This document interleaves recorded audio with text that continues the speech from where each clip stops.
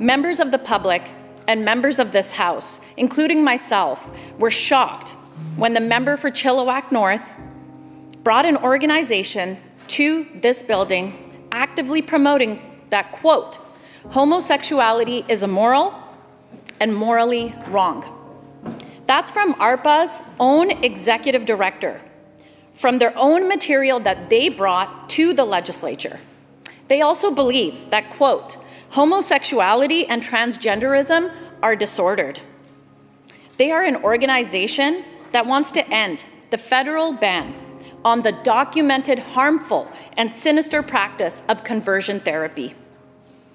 And they are actively lobbying MLAs in this building to restrict abortion access for women. I find it astounding, shocking, and hurtful that these issues are being brought back into this building by the opposition and are even a matter of debate.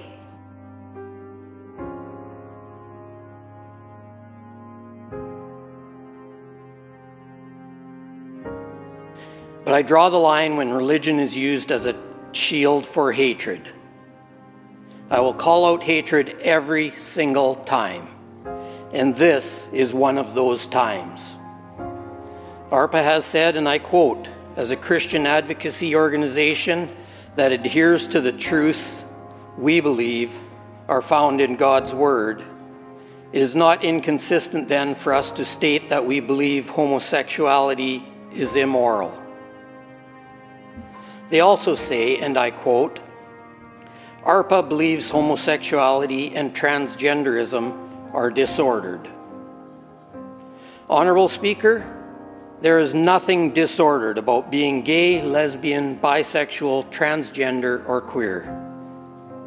What is disordered is believing that some British Columbians are less worthy of dignity and respect because of who they are or who they love.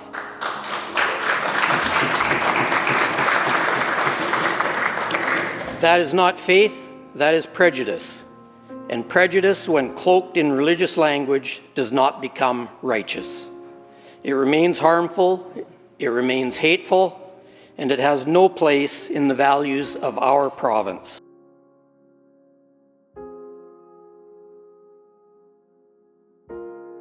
When groups such as ARPA speak in opposition to human rights and basic health care, it can have immensely negative impacts on trans and non-binary youth and their families. Effectively, it compounds the prejudice, the stigma, discrimination, and violence they already face. We must recognize the very real human harm caused by beliefs such as the ones perpetrated by ARPA that reinforce stigma and fuel discrimination. When an organization denies the humanity of others, it crosses a line and becomes a matter of public safety and public harm. A compassionate society cannot remain silent while harmful rhetoric seeks to erase the reality of others. These views are outdated, dangerous, and do not uplift or unite us. They only divide us. I met a young woman who told me she was out with her girlfriend for a night out on the town, of course minding her own business, and she got yelled at and intimidated by a group of people on the street. Why? Because she was holding her partner's hand. That meant that their safety was at risk. That was heartbreaking to hear, but sadly, stories like this happen all the time. For some reason, some people just can't let others live the way that they want. And that's who ARPA is, and the people who support them are. They're the harassers in that story.